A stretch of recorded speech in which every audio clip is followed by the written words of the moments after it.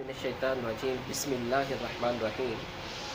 ہم پروگرام روح البیان کو لے کر چل رہے تھے، جس میں ہم قرآن مجید فرقان حمید کی سورہ کے بارے میں ہم جان رہے تھے، تاکہ ہم مضامین قرآن، قرآن کا پیغام، قرآن کا کتاب، میرے کریم رب نے ہم سے کیا کتاب فرمایا، ہم سے کیا تقاضا فرمایا۔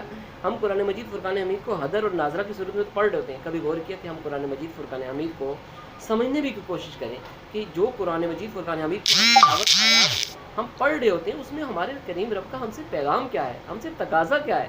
اگر وہ پیغام اور تقاضا ہمیں سمجھ میں آ جائے تو یہ دنیا میں جتنی بھی افراد و تفریق، یہ جو ہیجانی کیفیت ہے، یہ جو قتل و غارت ہے، یہ جو لڑائی جھگڑا ہے، یہ جو نفرت اور عداوت ہے، یہ سب ختم ہو جائے، سب ختم ہو جائے، کیونکہ ہمیں زندگی کا مینیو بک ہمارے پاس موجود ہے، ضابطۂ حیات ہمارے پاس موجود ہے۔ جب ہم اسے سمجھ جائیں گے، زندگی کو اسی شاہراہ پر قائم رکھیں گے۔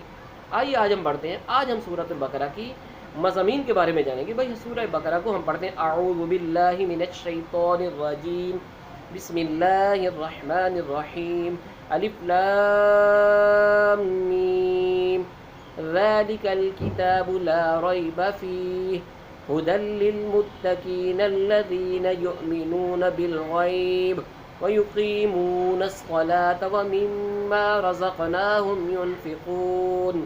اب آپ مجھے بتائیں، میں نے یہ تمام عربی عبارت پڑھی، اللہ کے پاکیزہ کلام سے یہ آیت تلاوت کی، اس سے مراد کیا ہے، اس سے میرا کریم رب مجھ سے کیا خطاب فرما رہا ہے، اس کو پڑھنے کے بعد، سمجھنے کے بعد میری زندگی پر کیا امپیکٹ پڑے گا، کبھی غور کیا؟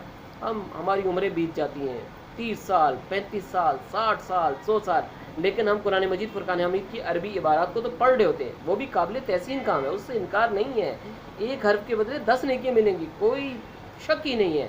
لیکن مجھے بتائیں، ایک بات کو سمجھنے کے بعد جب اس کو آپ اپنے خود پر طاری کریں گے تو کتنا مزہ آئے گا۔ یعنی اب قرآن مجید فرقان حمید کو آپ سمجھ چکے ہوں، تراجم آپ سمجھ چکے ہوں، معنی و مفاہیم آپ سمجھ چکے ہوں، اور قاری امام صاحب تلاوت کر رہے ہوں، اور اس تلاوت کے دوران آپ جھوم جھوم کر اللہ کی بارگاہ میں وہ کلام کر رہے ہو، مجھے بتائیں کتنا مزہ آئے گا۔ آپ کو سمجھ آ رہا ہوگا، آپ کو معلوم ہوگا میرا کریم رب کلام مجید میں کیا ارشاد فرما رہا ہے۔ آئیے آج ہم بڑھتے ہیں سورہ بقرہ کے مضامین کی جانب۔ سورہ بقرہ میں کیا بیان کیا ہے بھائی؟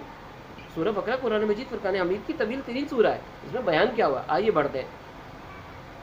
سب سے پہلی بات، مضامین سورہ بقرہ کے حوالے سے اگر ہم دیکھیں تو سب سے پہلی بات، حضرت آدم علیہ السلام جو ہیں، ان کی تخلیق کا واقعہ بیان کیا ہے۔ سورہ بقرہ میں کیا بیان کیا ہے؟ حضرت آدم علیہ السلام کی تخلیق کا واقعہ بیان کیا ہے، اور فرشتوں کے سامنے ان کی شان کو ظاہر کیا گیا، جو فرشتوں کے سامنے ان کی تکریم، ان کی رفعت، ان کی سربلندی کو بیان کیا گیا۔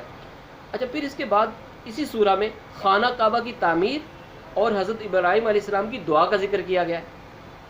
اس صورت میں نبی کریم صلی اللہ تعالی علیہ وسلم کی پسند کی وجہ سے قبلہ کی تبدیلی کا ذکر کیا گیا ہے، اور اس تبدیلی پر ہونے والے اعتراضات جو ہوتے ان کا جوابات بھی دیے گئے اسی سورہ میں، سورہ بقرہ میں۔ یعنی اللہ کریم نے اپنے محبوب کو کس شان اور کس عظمت کے ساتھ دنیا میں مبعوث فرمایا، سبحان اللہ۔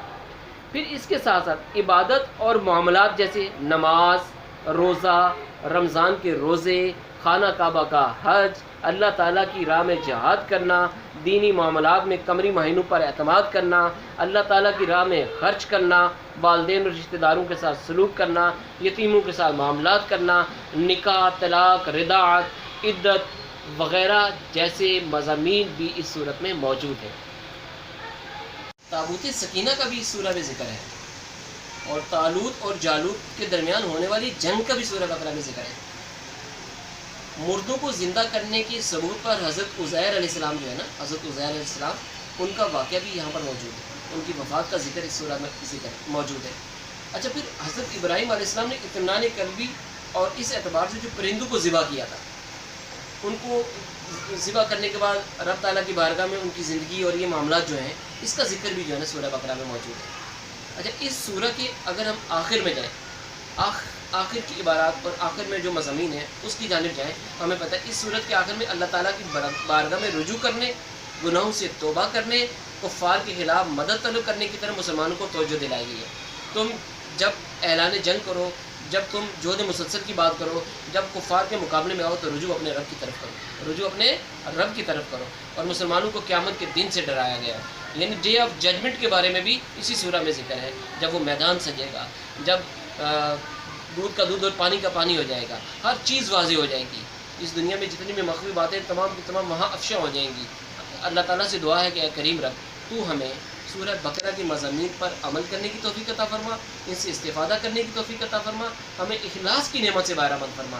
اے پیارے اللہ تو ہمیں ریاکاری سے محفوظ فرما، کیونکہ ریاکاری بہت بری چیز ہے، کل بروز قیامت ریاکاروں کے اعمال ان کے منہ پر مار دیے جائیں گے۔ اے اللہ ہمارے پاس پہلے تو اعمال ہی کم ہے، یا اللہ جو ہیں انہیں تو مقبول فرما، اور تو اپنے بے حساب بخشے ہوئے بندوں میں ہمیں شمار فرما دے۔ قرآن مجید فرقان حمید جیسی لاریب اور طبیان بکل شیء اور عزت و شان والی کتاب سے خوب استفادہ کرنے کی توفیق عطا فرما۔ وآخر دعوانا الحمد للہ رب العالمین۔